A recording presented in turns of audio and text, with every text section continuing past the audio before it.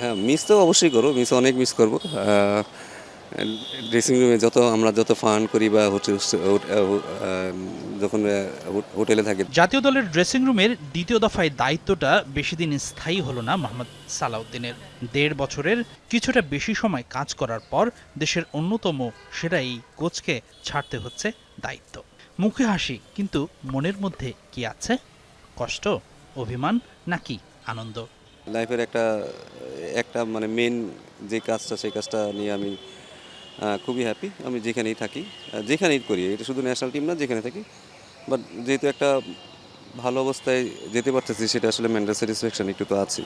সালাউদ্দিনের শুরু আর শেষ সবই ছিল দুর্দান্ত। ২০২৪ সালের ৫ নভেম্বর দ্বিতীয় দফায় বাংলাদেশ দলের সাথে যুক্ত হন মোহাম্মদ সালাউদ্দিন সিনিয়র সহকারী কোচ হিসেবে। ওয়েস্ট ইন্ডিজের প্রথম অ্যাসাইনমেন্টেই টেস্ট সিরিজ ড্র করার পাশাপাশি টি-20তে আবার স্বাগতিকদের হোয়াইট ওয়াশ করে বাংলাদেশ। আর শেষটা হলো ঘরের মাঠে পাকিস্তানের বিপক্ষে ঐতিহাসিক সিরিজ জয় দিয়ে। সব মিলে সালাউদ্দিনের অধীনে ১০ টেস্টে ৬ জয়, ৩ পরাজয়, ১ ড্র বাংলাদেশের।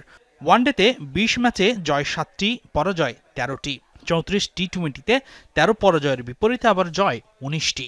সাকিব তামিম পরবর্তী যুগে ছন্ন ছাড়া বাংলাদেশ দলটিকে প্রায় গুছিয়ে আনলেন যখন সালাউদ্দিন, তখনই ছাড়তে হলো দায়িত্ব। তামিম বুট প্রেসিডেন্টের সাথে আমার কথা হয়েছিল।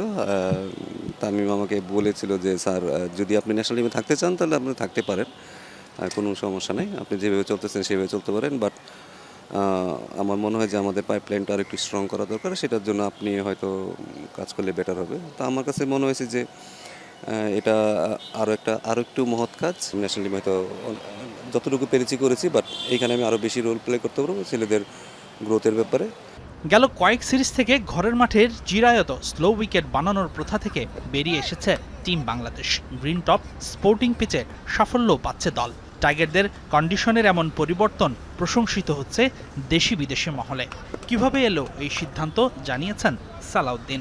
ক্যাপ্টেনদের একটা বড় রোল আছে, সবচেয়ে বেশি বড় রোল আমি মনে করি যে আমাদের হেড কোচের।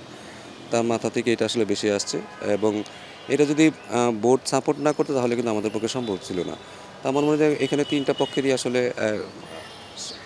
তিনজনকে আসলে থ্যাঙ্কস দেওয়া উচিত, কারণ তিনজনই আসলে চিন্তা ভাবনা করে আসলে এভাবে আসলে এগিয়েছে। হাসিনুর রহমান, যমুনা স্পোর্টস, ঢাকা।